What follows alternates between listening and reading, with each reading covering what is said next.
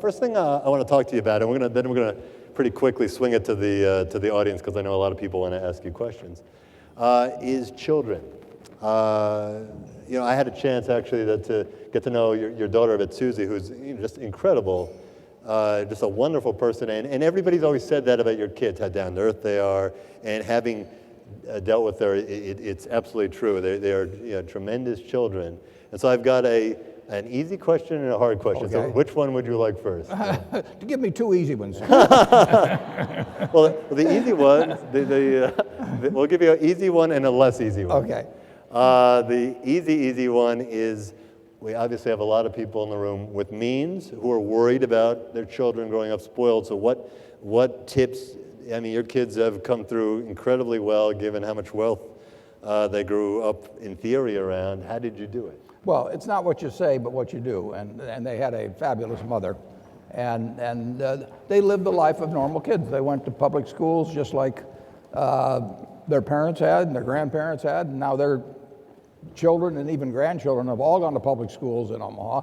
They lived in a neighborhood where we got 125 trick-or-treaters every Halloween. And there are lots of kids. And probably in terms of today's income, they probably average $70,000 a year. I live in a house I paid $31,500 for, and they saw that we were happy, that our happiness was not related to how much we spent, and that we didn't identify ourselves that way, and they had a perfectly normal childhood, and they loved the place. Well, also when they were starting to grow up, I mean, you had some of your children up in White Plains. I mean, you weren't wealthy then. How did that change as you got wealthier? Especially probably that started to kick in when they started to get more cognizant. So how did that transition? It didn't change as much as they would have liked.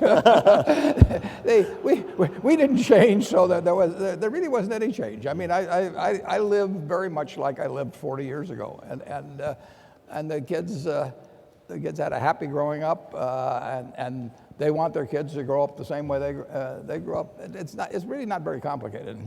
Okay, the slightly harder question would be then, how did you discuss and you've been very outspoken about talking about how you transition with your children, but still, as much as you've talked about how your children will never want for anything, right. Their children will never want for anything, but still, in terms of an emotional discussion, saying, 99% of my money, I'm not going to let you control it. Right. How does that conversation Well, go? they feel extraordinarily lucky. I mean, they know that they are among the luckiest, perhaps 10th of 1% of people in the world. If you're not happy being in the top 10th of 1%, being in the top 100th of 1% isn't going to make any difference. They each have a foundation. About 15 years ago, my wife and I got the idea that although we're going to have one big foundation, that they should each have a separate foundation so that they wouldn't get involved in trading off, my cause versus your cause. I'm not on that foundation board. I write them a check. I write them all an equal check, and they get to pursue their own interests in philanthropy, and 3 different interests. Interestingly enough, they cooperate more because they don't have to, because one of them will see a good idea that another one has, and they'll pick up on that. But in terms of money, they've always known they'd have enough money, and if you got enough money, what's more than? I mean, you don't need more than enough, and. It's true, I've got loosened up a little bit as the years go by. They like it every time I tell them I'm going to change my will, because it generally means I go up with them. But one thing I do, and every will I've written in the last 25 or 30 years, is I go over it with them before I sign it. I mean, I want them to know exactly what's in it. For one thing, they're executors and they have certain responsibilities, so I want them to understand it. But beyond that, I want them to feel that if my son is getting the farm and my daughter's getting a house, how I equate that sort of thing. And if there's anything that they think isn't proper, before I sign that will, we talk it over. I give it to them one day, they read it, and we talk about it the next day. So they're in on all the decisions, and like I say, they feel that they're extraordinarily lucky in life. They do not have to worry about money ever, period. Do you guys, when you get together as a family, talk about the various philanthropies? Well, to some extent. I mean, it just depends on who's doing what at the time. I mean, I've got a son that's very interested in agriculture, and he's trying to help people around the world on what he likes to talk about, and I like to listen. I've got a daughter that's interested in early education, and so I get exposed to what they're doing, but I don't express any judgments as to whether one is superior to the other. I don't know whether one is superior to the other, and what I do know is that they're pouring their time and effort into it, and fortunately the money gives them a chance to match their ideas with some resources. Well, so speaking of resources, let's talk a little bit about your decision to put your money with Bill and Melinda Gates. You are somebody, obviously, who's, arguably, not even arguably, definitively by numbers, the best in the world in terms of figuring out how to allocate capital. I mean, dollars don't lie, and then put it to work. And yet with philanthropy, you basically outsourced it. How did that happen? Well, that's true, but when my wife had a baby, I didn't deliver it either. I mean, I didn't fill my kids' teeth. I mean, Adam Smith in 1776 explained specialization of labor, and he did a pretty good job of it. And I feel I'm very good at piling up money, and my wife was very good at unpiling it. I mean, it's a very simple formula, and she was going to handle the philanthropy big time, and she did during her lifetime at a moderate level. But basically, I was going to turn it all over to her to handle, and I would pile up during my lifetime. And she died earlier, and therefore I had to make a decision as to what was the best way to use a very large sum of money and get my goals achieved through other people. And there are other people that are better than I am at all kinds of things. I mean, A-Rod's here. I mean, we're not going to get into a home run derby. So I believe in. I really do believe in getting people that are younger, more energetic, but also experienced. And in the case of Bill and Melinda, have their own money up as well. And they've got identical objectives really with me. And if I can get them to do the work and I can keep having fun doing what I do, I'll do it. And they have skin in the game, like sure. you said. So, well, let's talk about timing, because a lot of people, again, here have that issue too. You talked about, you were going to be a piler, and obviously, the longer you pile, I mean, nobody knows compound interest or has done it better than you in the history of the world.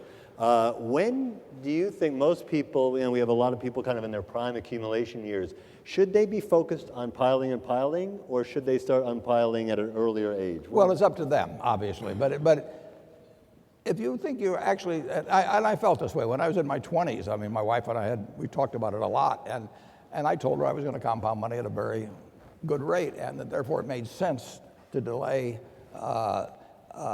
philanthropy, not all of it, but most of it, simply because I was going to be a better compounder than most people and it would have a greater impact on society. And she went along with that. She would have preferred that I give away more money as we went along.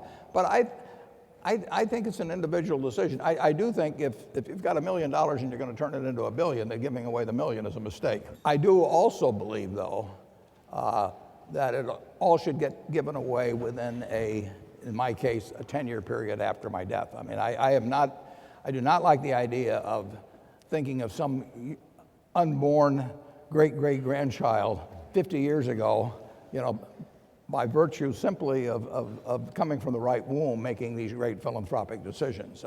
So I want people that I have seen in action, who I trust. I want them to spend the money. And in that 10 years after I die, as all of it is wound up, they can't give to anything that involves endowments either. I just don't know what's going to be the situation 30 or 40 years ago. I tell people, look, I can think outside the box, but I'm not sure I can think outside that box that's 6 feet down. Where did you come up with the 10 years also? I mean, why not, I guess in that theory, why not while you're living? It was exactly 6 years ago in June that I made these commitments, and early in July, I'll give away another 1.6 or 7 billion of Berkshire stock. So it's getting done consistently throughout my life, and then when I die, what's left has to get done in 10 years after the estate's settled. There's no magic formula on it, but that basically will probably coincide pretty well with my children's productive lifetime. Is there any philanthropist who you kind of modeled yourself on? I mean, I know you studied this. Yeah, well, I thought about it a lot, and I did bring along, it's kind of interesting, I brought along this book, and I read this book when I was probably 25, so we're talking 56 or 7 years ago, and this is an autobiography, and the fellow that wrote this autobiography died in 1959. The New York Times wrote an editorial when he died.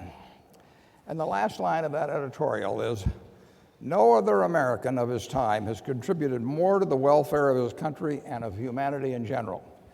And I will bet that not more than 10% of the people in this room have ever heard of this fellow's name. It happens to be Abraham Flexner. And Abraham Flexner probably influenced philanthropy as much as any individual in the country, not in terms of the money he used, but what he brought to the game.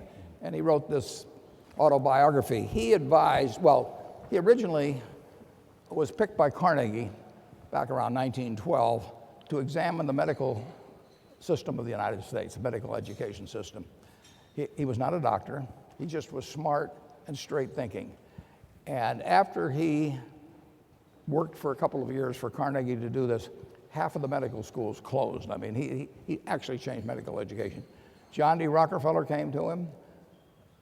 George Eastman came to him. Julius Rosenwald came to him. Finally, Louis Bamberger and his sister came and said, "What can we do with our money?" And he said, he came up with the idea for the Institute for Advanced Studies at Princeton, for example. I mean, this man lived a life where he essentially influenced almost all of the great philanthropists of his time. So I've studied what both the people with the money do and what the people who are implementing the ideas of the people with the money, and it had an influence on me very early. Well, it's interesting, though, that you're pursuing a similar path, and that by dispersing your fortune in 10 years, I mean, you're not putting an endowment out that's going to keep your name and your name going for 100 years. Well, Carnegie did not go out and visit all these medical schools himself. I mean, he got Flexner to do it. George Eastman wanted to start a great medical school in Rochester. I want to thank you for two things. One, I want to thank you. I came to your office less than 5 months ago. Within 2 minutes, you accepted this idea, embraced it, and we would not be here without you, so thank you. Thank you, Randall. And I'd also like to thank you. I mean, you're clearly a role model to a lot of people in this room. You're also, it's funny, my 8-year-old daughter, Sabrina, watches you in your cartoon. Warren's actually in a cartoon, The Secret Millionaires Club. Who has seen The Secret Millionaires Club? Clearly not enough of you have a 5 and an 8-year-old at home, but there's actually a cartoon on the internet with Warren Buffett. It's actually a really good cartoon. She thinks you're like one of the Muppets, actually. Well, It's important. I mean, it's an important project because the habits you get, are so important. And most of us were lucky enough to be born in a household where you got it from your parents, but a lot of people don't. And through the Secret Millionaires Club, we're able to talk to kids and get them started on the right track. She thinks you're cool, and so I've